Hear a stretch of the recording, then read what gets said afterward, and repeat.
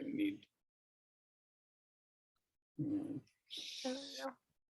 Yes, Don, thank you very much for facilitating last minute. I know you've jumped in at the last minute a few different times, so I appreciate it. Yeah, I'm glad to do it when I'm able. Maybe we'll have some other folks join us, but it was a good start. Sure. Summer's hard. I've been Summer's missing a lot due to our summer commitments, but I'm glad to be here today. Yeah. I'm heading out for vacation this afternoon. Yay.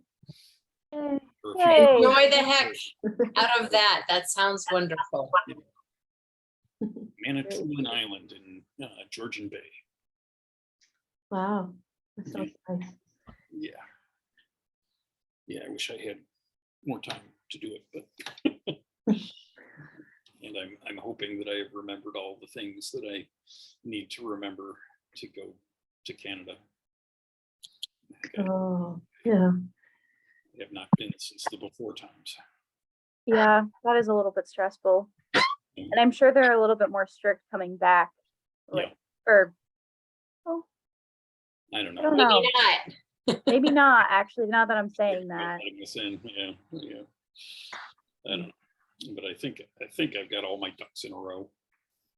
Good. Yeah. International travel is a little stressful right now. So Yeah. And I still, most of my travel to Canada was not only in the before times, but in the before 9/11 times. So I'm Yep. used to it.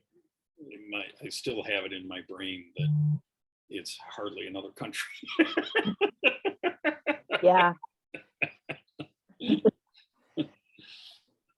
pretty So- close living in Ithaca, so Well, it doesn't I telecommute, so I Buffalo.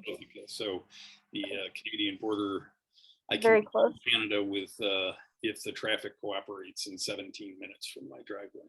Wow. But like I said, haven't done that since the before times. So I saw in the announcement that it's informal discussion, but had a suggested topic that I think was on community action research or something along those lines. So I'm assuming that one of you suggested that. Yeah.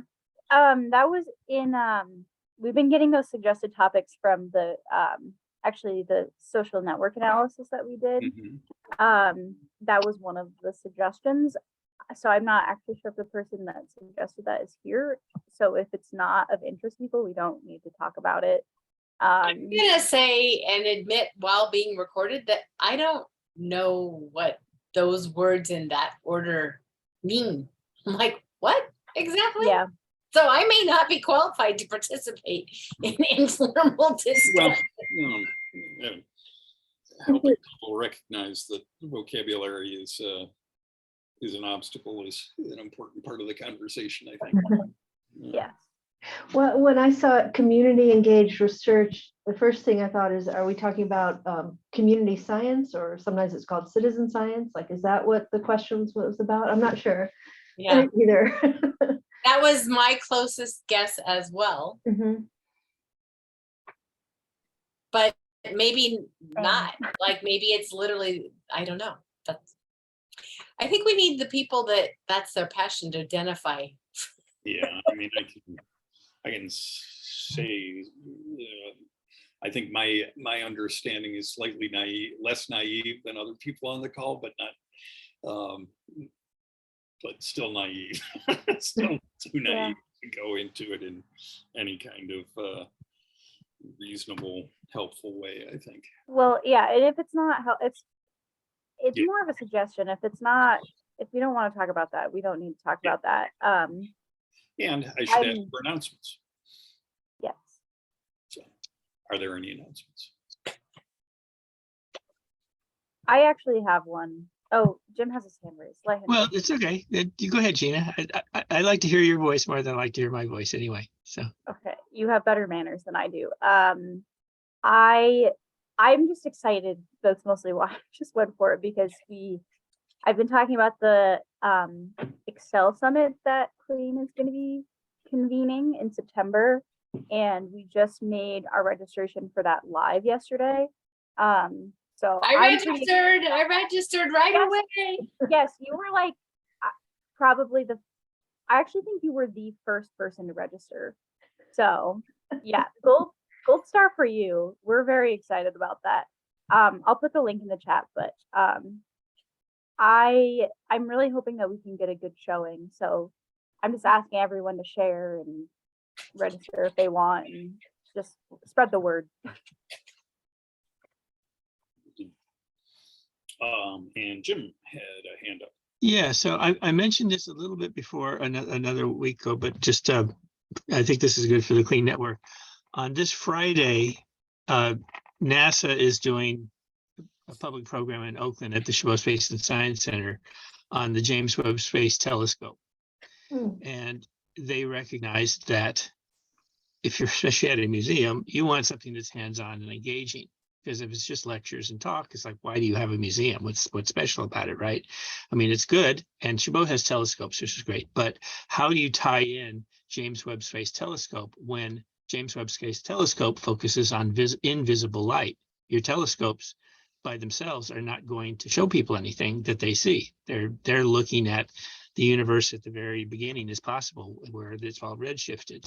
Well, the thing is that it happens to be that the climate change world, NASA, Clean, and our fellows and things, we are the best in the world at bringing infrared to the public hands-on. We've been doing that because this is so important to climate change for decades now.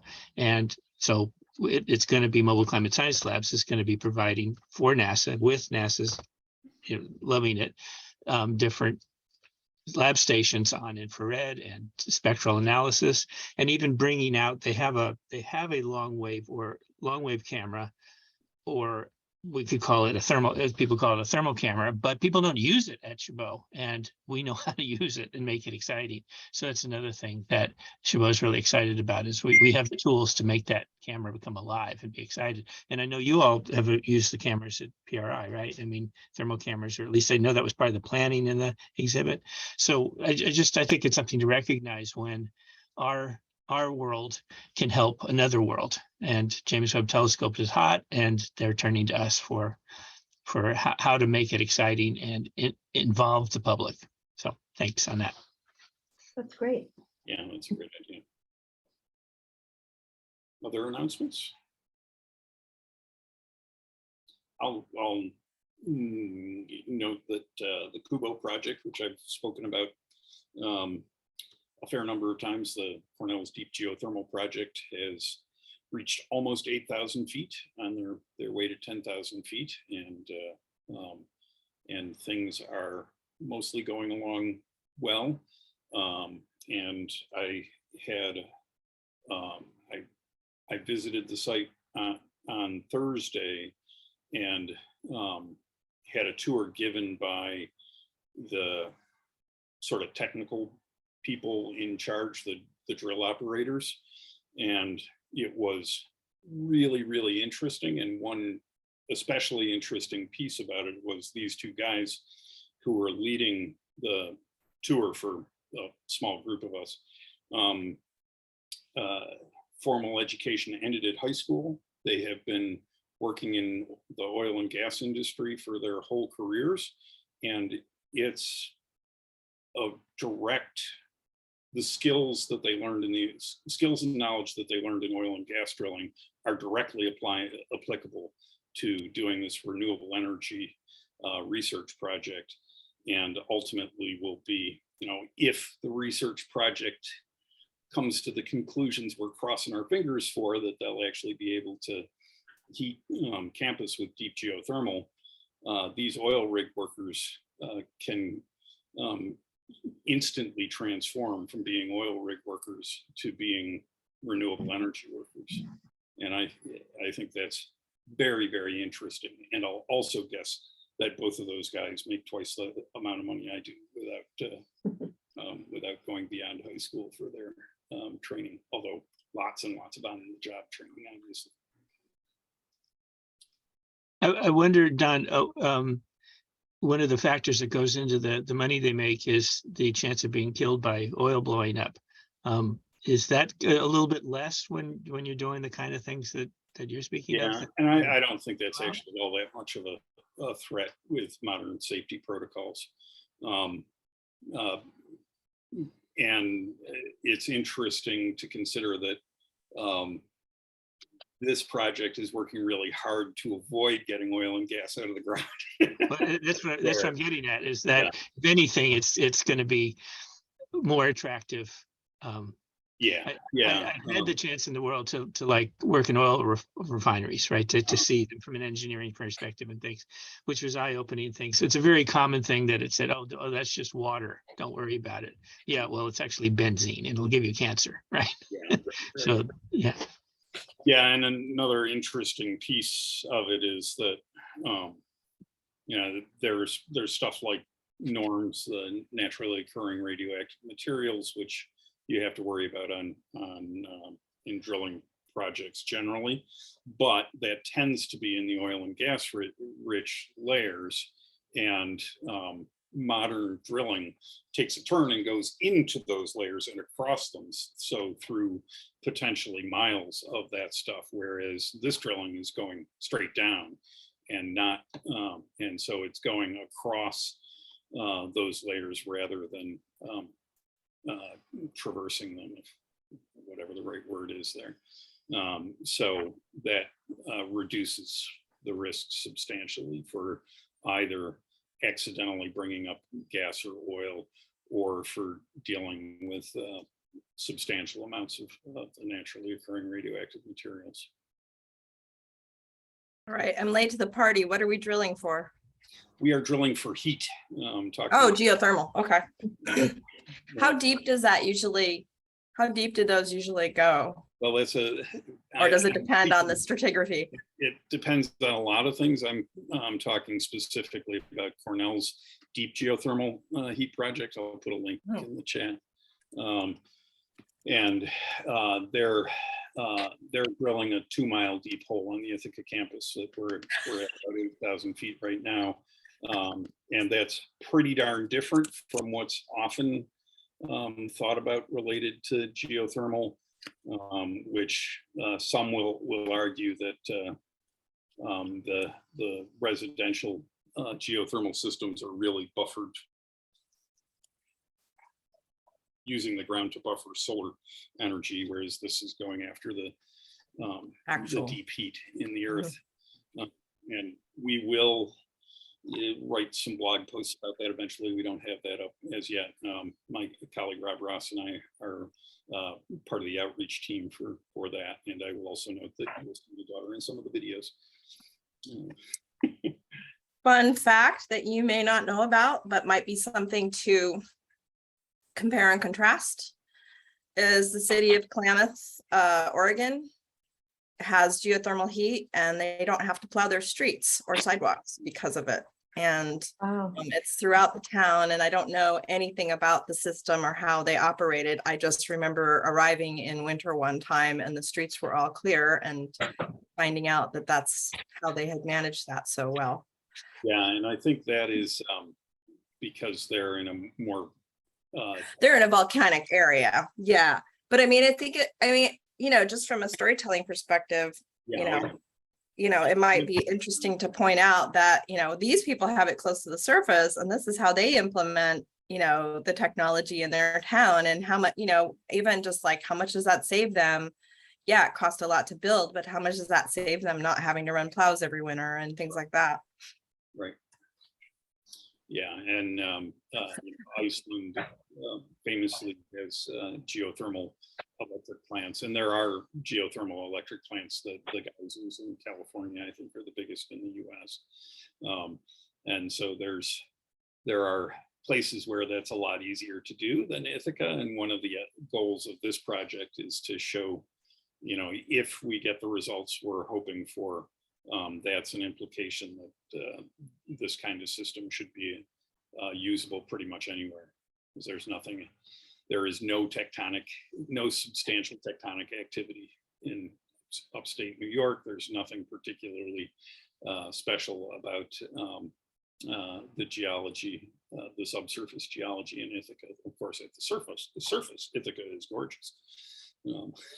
But you get down and it's not terribly different from most of the rest of the world. I wanted to bring up something. I know we've talked in the past about climate anxiety, and I feel like this past week or so I've been suffering from climate legislation anxiety. And what I mean is, you know, when Manchin, I don't know what it was, a month ago, and Manchin said the deal was off, and then I just sort of thought, okay, it's not going to be happening at the federal level. We're going to have to work at the state and local level. And then all of a sudden Manchin's back in, but now I'm just on the edge of my seat every day thinking about, well, okay, well, what about Senator Sinema, and what about getting it through the reconciliation process and all these hoops, and what if the senators have COVID when they have to vote? And it's feeling really stressful. Like now that there's some little bit of hope that this legislation might go through, I'm just so anxious about it. And you know, what if it doesn't go through, and then we're back to where we were? And so I don't know if any of the rest of you are feeling it, but I'm feeling it more than I thought I would. Yeah. But from a legislative standpoint, and I don't know, I mean, at the federal level, but okay, we're closer than we've ever been. Apparently Manchin's poll numbers scared him enough that he thought he should change his mind, which is a good sign. I think the flooding and down there is probably helping a little, sadly. But you know, usually bills aren't dead. Even if they die, they usually get reintroduced. So the fact that we're this close, even if it doesn't go through, hopefully means that we can get it through again, although we all know that urgency is urgent. Right. And, you know, the Republicans might take over in January, and then. Or the Republicans might have a hell of a backlash. So I'm voting for that and working for my congressional candidate, and really, really nervous because if he doesn't win, we've got a complete Lauren Boebert type wacko or whatever, and a real do nothing racist farmer jerk to contend with, you know, so yeah. But I'm hoping that, I sure as hell hope that the kids get to the polls, because the young people are in the streets, but they are not in the voting booths, and they need to get in the voting booths. You know, my almost 18-year-old is very eager to vote. So, some of them are. Well, when I would bring in is, you know, our old thing that there's no silver bullet, we have to do all, right? And something that I've observed for the last 20 years has been that the climate movement has put pretty much everything into legislation and into getting government to do things. That's been like almost everything we put into it. And then the exception are things like recycling, right? I mean, it's kind of like that. Whatever the numbers are, but there is something, you know, there's tens of millions of young people, mostly and especially young women, you know, middle school, high school, college, who are extremely eager to do something about climate change. And our only answer is the only thing you can do is ask old white people to do something. There's nothing you can do. You can't actually change things on the environment. You can't actually do it. All we can do is ask other people. And voting is a form of asking, right? Voting is asking for someone else to do things. Absolutely, people must vote. It is absolutely important. They must work, send letters, and do this. But there's far more that 20 million, 30 million, whatever the number is, young people can do than that and hold signs. They can take action. And that is a deliberate thing of what one small example, but when it's a small example of maybe just even 20 students of those 20 million are taking the action of we're changing the US Capitol. We're just doing it. We are going in and working with the US architect and getting the building more efficient, despite Mitch McConnell, despite all the crazies and all that stuff as an example of young people can make a substantial change. And I think we at least want to ask ourselves, do we have something that offers things in addition to the things Ingrid is absolutely speaking of? That everything isn't on getting the old white people at Washington, D.C. to do everything. There is more that can be done. And, I think what we find out is actually what there is. There's so many things that can be done that at first that gets overwhelming, but then it gets to be, look at all the things that young people could be doing. So anyway, that's part of my thought. Yeah. No, I think that's true. I agree. And I think it's just that if there's action at the federal level, it's going to make what we're trying to do at the local and state level so much easier. But I think you're right. Even for people who are, younger, they can't vote yet. They can't participate in certain kinds of actions, like they're not responsible for their decisions of their households. Maybe they can influence the decisions their parents make about their households, but they're not really in charge. There's still a lot they can do. A lot of them are going vegetarian or vegan. That's actually going to have a cumulative impact, although we need to move away from almond milk for sure. Did you see that a bunch of congressional staffers got arrested last week? That was amazing. I mean, was it 6 or 8 congressional staffers did a sit-in, who was it, Pelosi's office, to tell her to keep negotiating? Or was it Manchin's office? I think it was Pelosi's office. I don't remember whose office it was in, but they did a sit-in and they had to be arrested to get them out of there. So here are young people who have a job that could put them on a very great career track, who just decided that it was worth going to jail.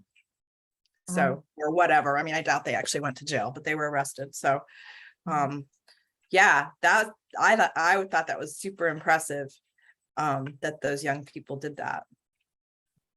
Wendy's going to search it and put the story in the thing. Well, I thought actually I was having to be really active on social media last week while I was working as part of work, and it was flying by in my Twitter feed. And I don't normally engage in Twitter during a work week. I only do it for work. I don't find Twitter a very happy place, but the tweets about that sit-in were flowing pretty quickly.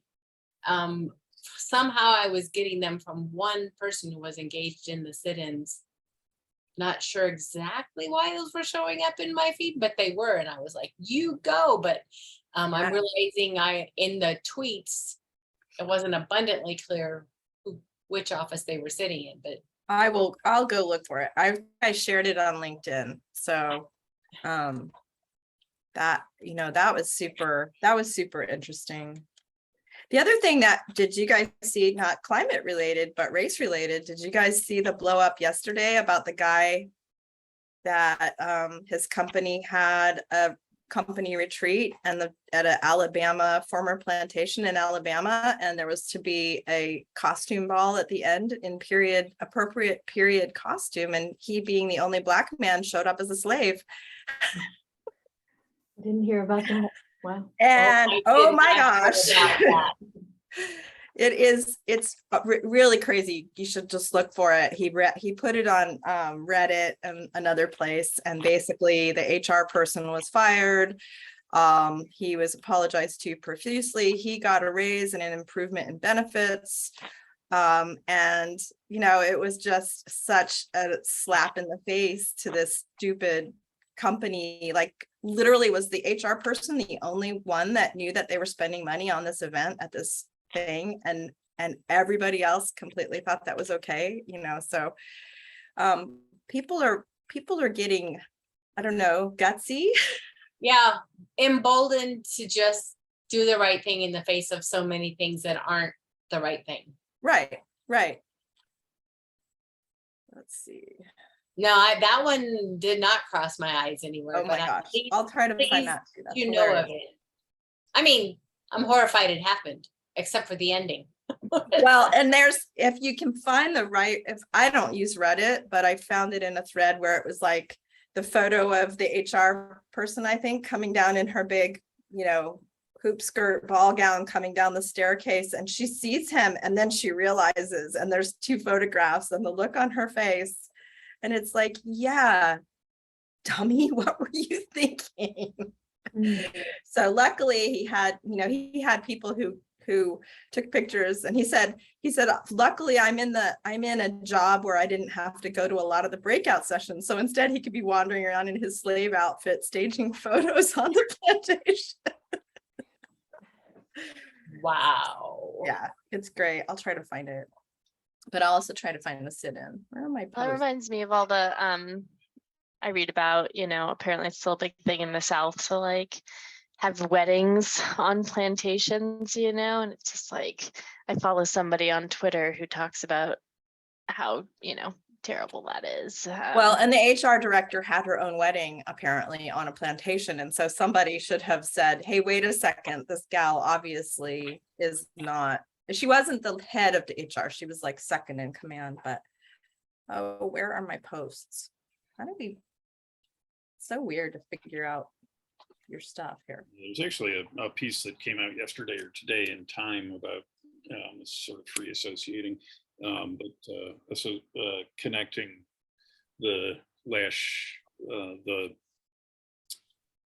propaganda around critical race theory to the propaganda on climate change and using the same strategies. And we'll find that link in just a moment here.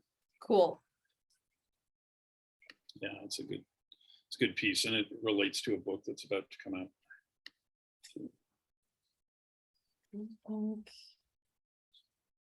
Yeah, so I live, not all of you know me. I'm Ginger Wireman, she, her pronouns, and I live in Richland, Washington at the confluence of the Snake, Columbia, and Yakima rivers, and on ceded territory and current lands of the Umatilla, Cayuse, and Walla Walla people. And I am fighting for removal of the 4 lower Snake River dams in a community where we have been bought and sold by the BPA and the Corps of Engineers that we cannot possibly remove those dams. And I got into it with one of my colleagues, an old white guy, who said, well, we need balance and the science is still, iffy and we don't know and and it, it looks like all we need to do is honor the treaties. And we've kind of done that with hatcheries. And it was just like, okay, this is ecocide, which then translates to cultural genocide, because these are the cultural,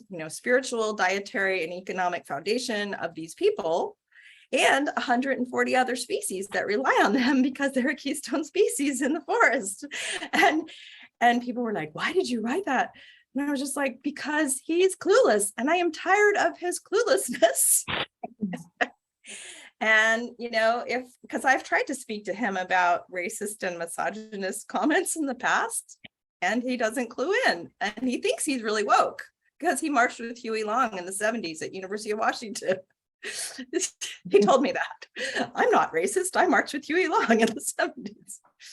And it was like, you know what? I can't do this anymore. He doesn't listen when you speak to him directly. Maybe if he's shamed in front of his peers, he'll take a minute and shut up and think. So we'll see. And my friend said he has been talking over others less in the last couple of meetings. So Are any of those hydropower dams? they're all hydropower dams, but they only contribute about 5 or 6% of the entire Northwest BPA grid. And we usually sell the power at a loss to California. And they don't have a flood control function. And they create slack water pools that get up into the mid 70s temperature wise, and the fish just die. They can't get to the headwaters. So it's terrible. So there's the crazy story about the thingy, which is not climate related, but we have to have, obviously, and I think everybody in this meeting knows, we cannot have this conversation without talking about racial equity and addressing those parts of it too. And, that was my comment to him, is like, we can't just say all carbon reduction is good, because if all carbon reduction involves trading that keeps the power plants open and pollutes the Navajo reservation, that's not acceptable,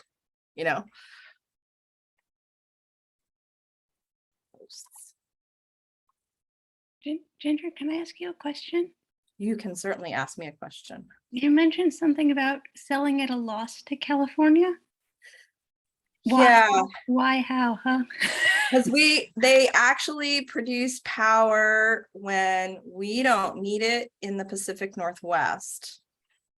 But California almost always needs it. So somehow it's like BPA puts it into the grid and California buys it, but it's less than it costs to produce it. You know how that happened? That seems like it'd be a stumbling block. Well, there's a lot of BPA, Bonneville Power Administration, if you're not familiar with the BPA, there are a lot of interesting accounting tricks, it appears, that BPA engages in. So I don't It's not know. common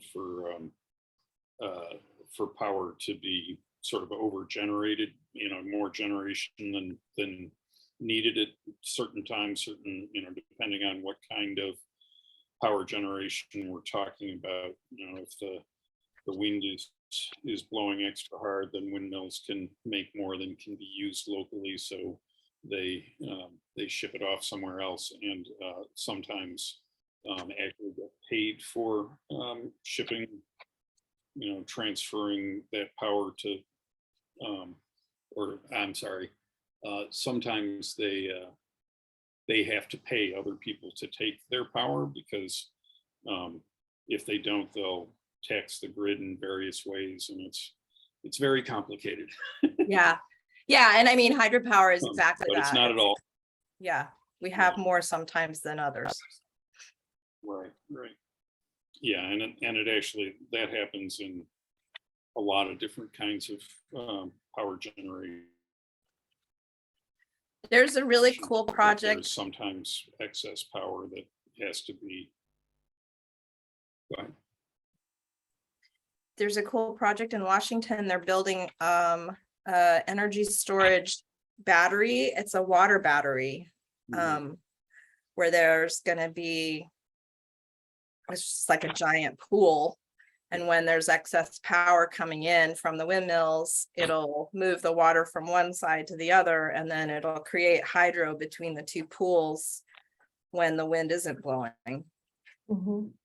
Yeah, and that's Yeah, we have that, I think, in New York State. Do you? Niagara Falls has reservoirs on both sides of the border, where they fill the reservoirs at night, so that they can generate during the day without diminishing the flow of the falls. And Oh, fascinating. yeah, and a really kind of funky aspect of that is that the whirlpool rapids below Niagara Falls, I don't remember which is which, but goes clockwise during the day and counterclockwise at night, or the other way around, because of the difference in flow between night and day. That's so cool. And that's all settled by international treaty as to how to fill the reservoirs and that sort of stuff. And but hydro reservoirs are pretty common in places that have the space to allow for it, or did when the projects were built. Most of those projects are many decades old now, and may not, if sited today, may not have flown. New York State has very ambitious climate goals and a lot of good things going on.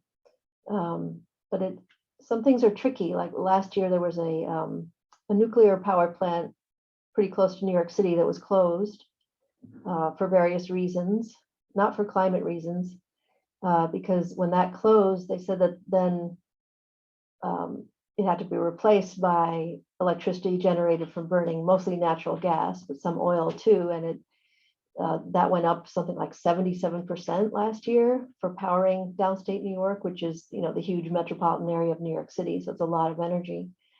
So it's tricky. That's not hydro, it's nuclear, but people have objections to nuclear. Are they retiring the plant completely, or was it just refueling or something? They're retiring. They're retiring it completely.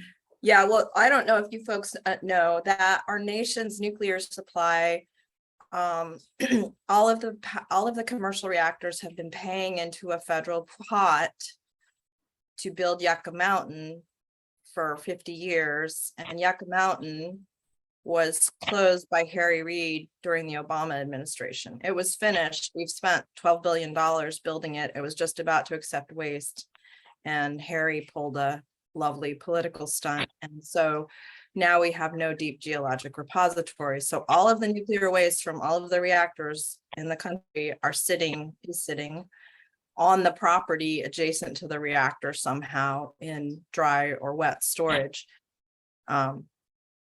Now, mind you, a year's worth of waste from 1,000 megawatt nuclear plant would fit under a card table. Whereas 1,000 megawatt coal-fired power plant, the ash is about 40 mining dump truck loads. And coal ash is also radioactive. So I'm pro-nuclear, although we really need to reopen Yucca Mountain. And I heard a really great thing that the US could, as long as we maintain our existing nuclear, we should be able to, it was a podcast on How to Save a Planet, Ayanna Johnson's podcast about it was called Should We Go Nuclear? And they said, we don't really need to build new nuclear. We just need to maintain what we have till we get enough wind and solar. I want to add to the conversation with a concept that was introduced to me, golly, maybe 10 years ago now, where we were having a local community geoscience kind of talk, and I found the speaker for that night, and it was someone who worked locally in the Denver metro area at that time, who was a professional energy forecaster. And the concept that he presented on was that there's no such thing as alternative energy. It's a term we all use because we know it's an alternative to the fossil fuels, but the reality is history, and at least our country's appetite for power, is never ending, and any energy generated by any means will be instantly consumed. And so there's really only energy. And that it doesn't really, alternate is something we use to make ourselves feel good about saying, well, we're not getting it from that place, but it's only energy if you look at the whole energy picture.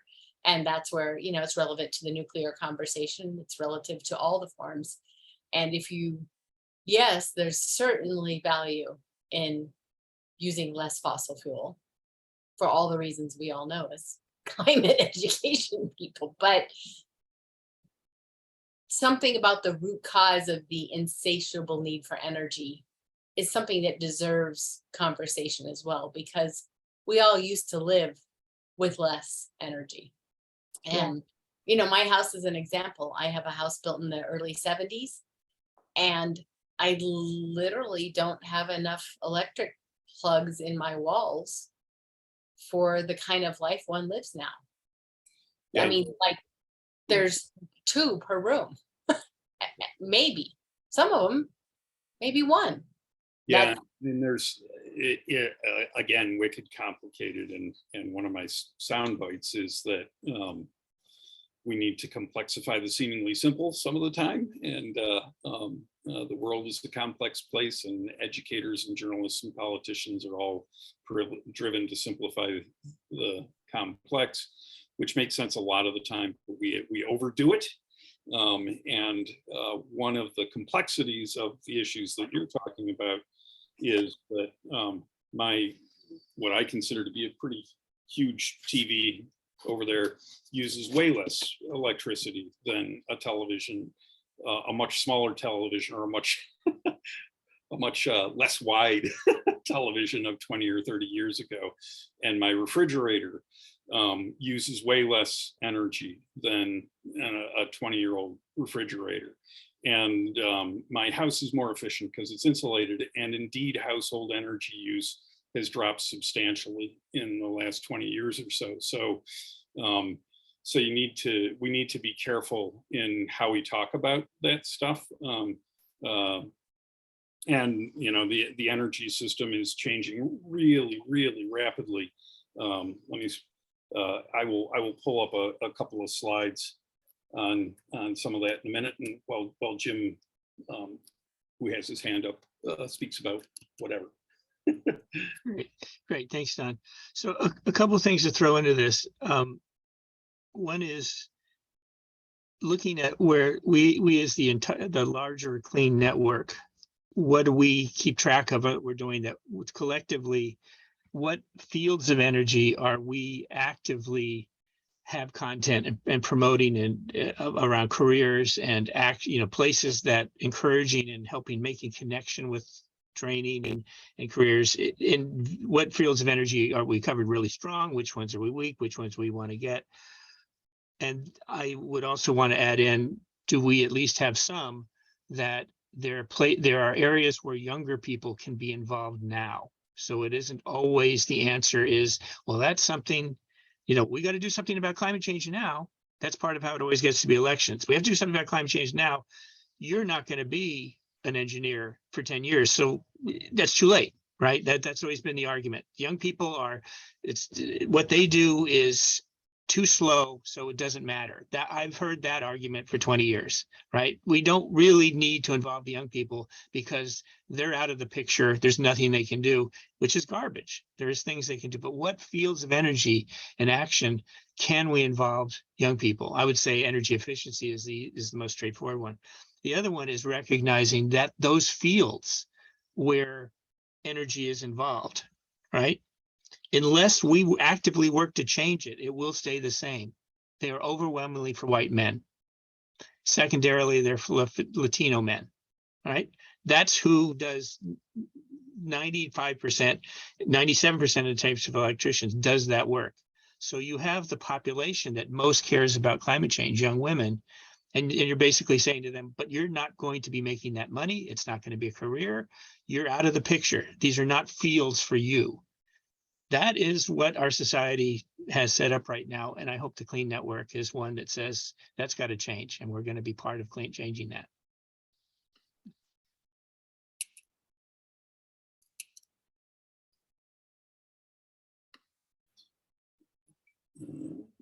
And I'm going to show that slide now.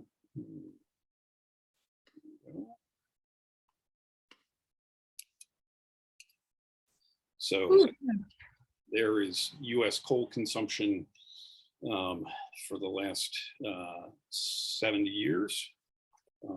It's changed a lot, man.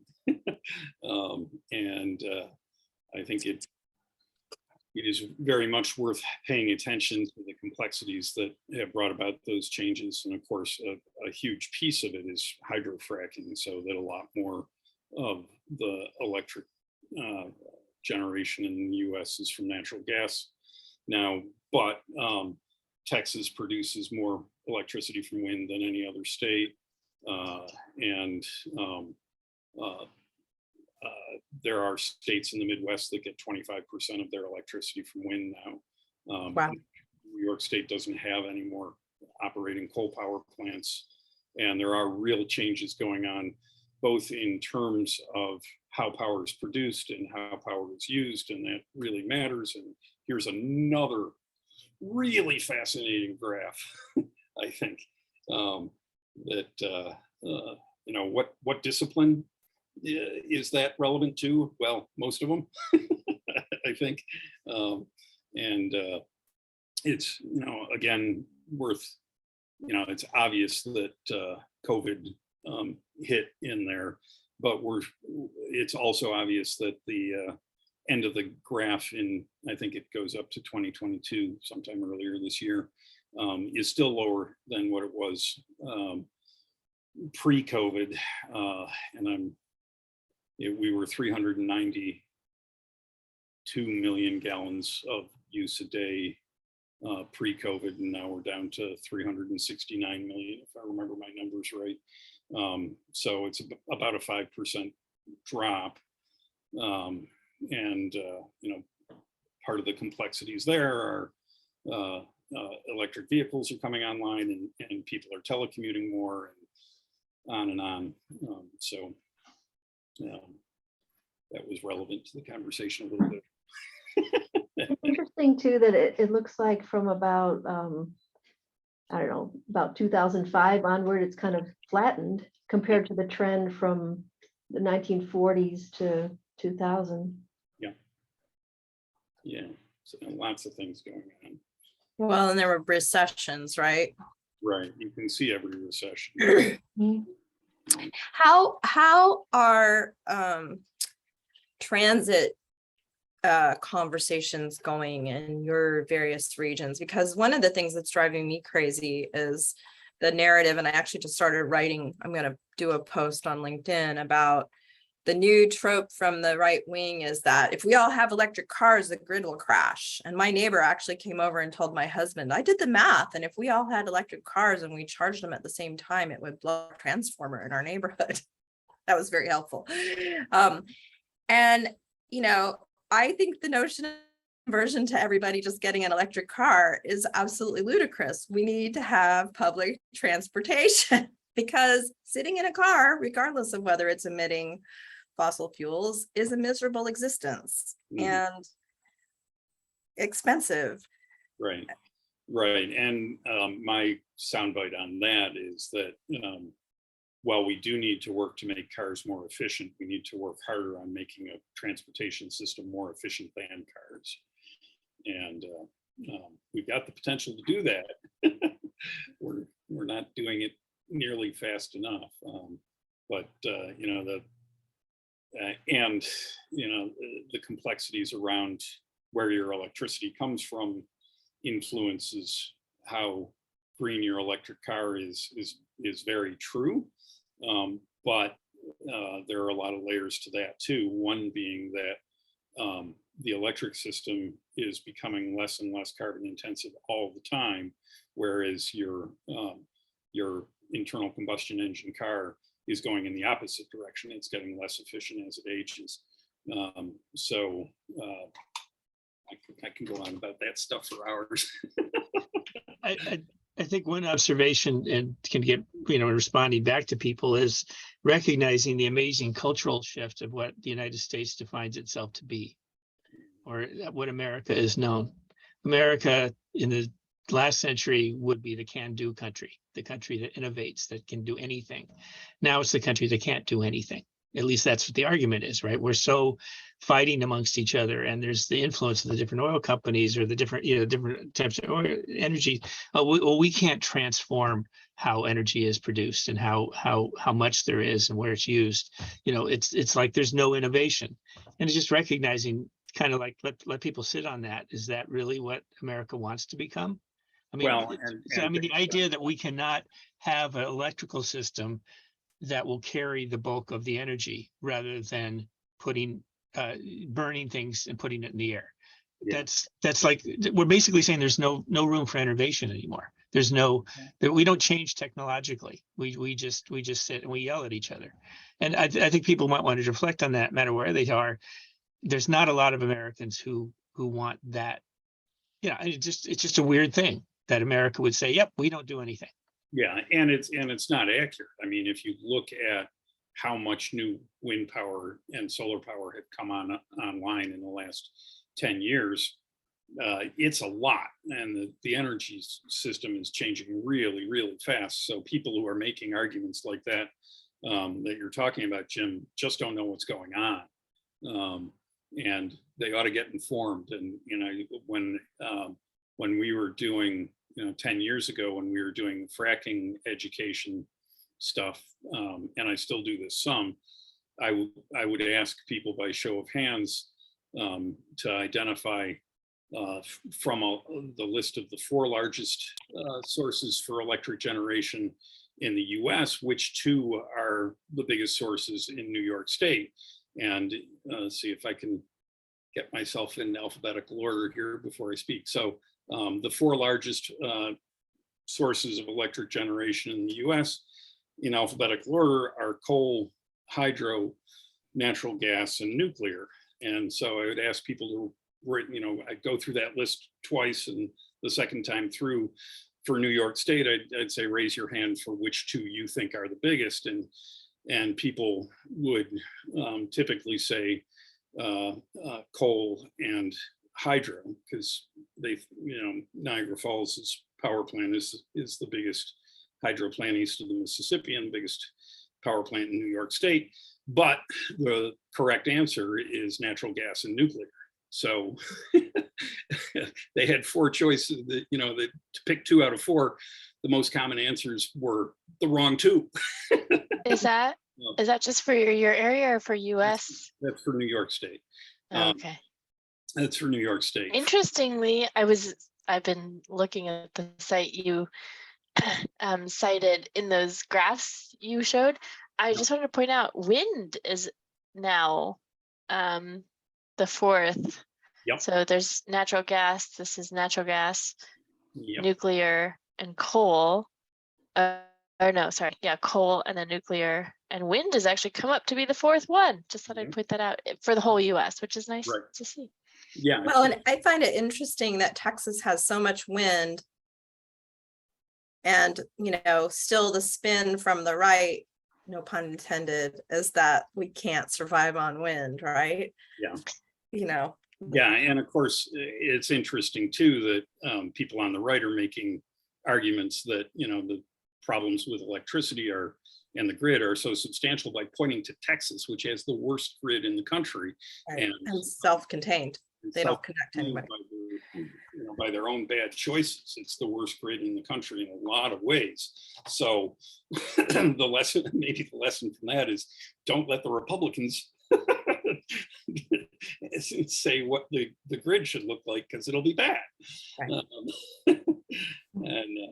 If you're making your argument based on what's going on in Texas with Texas's electrical grid, well, sorry, look somewhere else and see what it looks like when it's run by competent people, which we have a lot of problems with the grid across the country, but I'm pretty sure for a state, Texas is the worst. So Well, and the fact that they're self-contained and they can't share and they can't rely on others when they need it. So they Right. shot themselves in the foot with their stupid independence. Yep. Do you have, is your group doing any interesting research that you could point me to on distributed energy? Because to me, photovoltaic distributed energy is a national security issue, because you could have microgrids in neighborhoods and cities.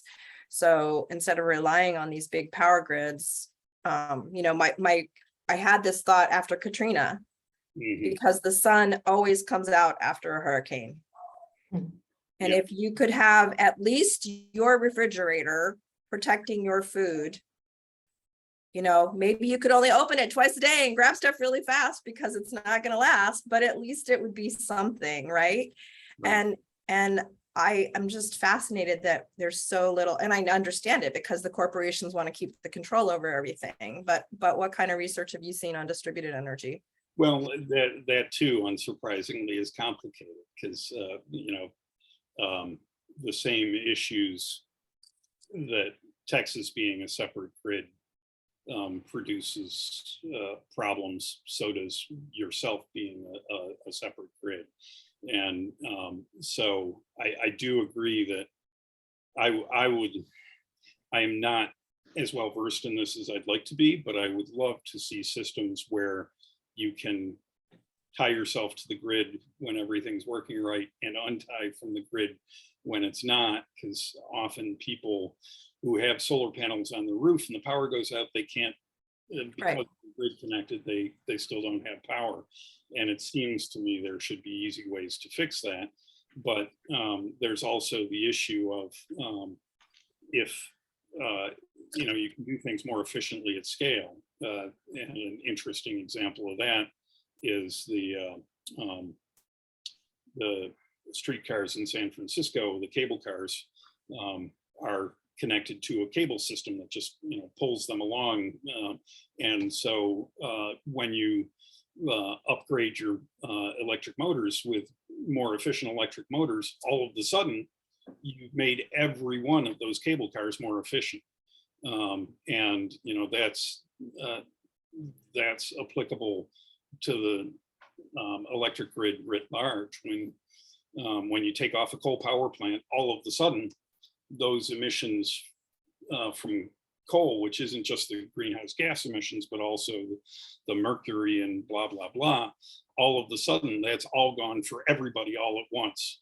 So there's some real advantages to doing things at scale. There's also some real advantages to being able to insulate yourself from problems of the grid. So it's complicated. If I could mention one thing, this be kind of responding to my own question a little bit of, I think one of the things we can really look forward to, especially in the next 6 months, is the Girl Scouts, and specifically the Girl Scouts in Northern California. And I think Katie and Gina will be sure that Clean will be part of the Clean Network will be part of this. They want to take action on climate change, and we're talking hundreds of Girl Scouts to start with. Part of it will be getting to know their phrases and how they do things and how we integrate it to the ones that Mobile Climate Science Labs or Clean Network does. So I'm trying to think about, would we adopt their phrase of bring in the girls is one of their things. Like, you know, basically these old farts up in Congress and other things are doing things and people are doing things. Well, let's bring in the girls. That's going to be an interesting thing to see, but what they're looking for are different troops to have different projects to take STEM-based action on climate change. I think if further happens is we need to continue to work in the schools. It's very important, but a lot of the action is in the leading action on climate and energy is not always in the schools. And the Girl Scouts will be a major shot in the arm, I think, in a good way for us. So I'm just mentioning that. Cool.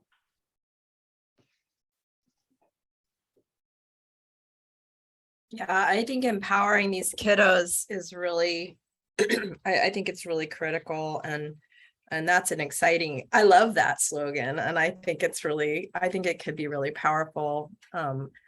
And you know, I had an interesting, I know we're trying to wrap up, but I was having a conversation with some friends about the whole non-binary, gender fluid kids. You know, are they experimenting? Are they making a political statement? Are they really actually trans or whatever? And one of my friends said, I would have, if I could have said I was a boy or identified as a boy when I was in middle school, I totally would have done it, because think of all the things that the boys were allowed to do that we were not allowed to do.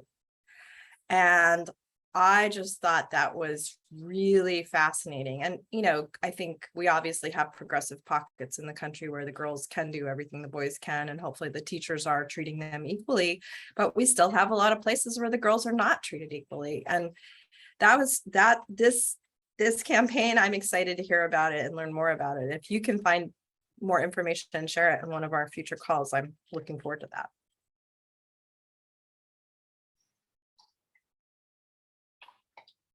Anything else at the top of the hour? Good discussion. Lots of interesting ideas shared. It was nice to see everybody. It's good to see you too. Hang in there, Ingrid. I'm losing I get it. sleep, but I get it too. There's a group that I'm in called the American Society of Adaptation Professionals. And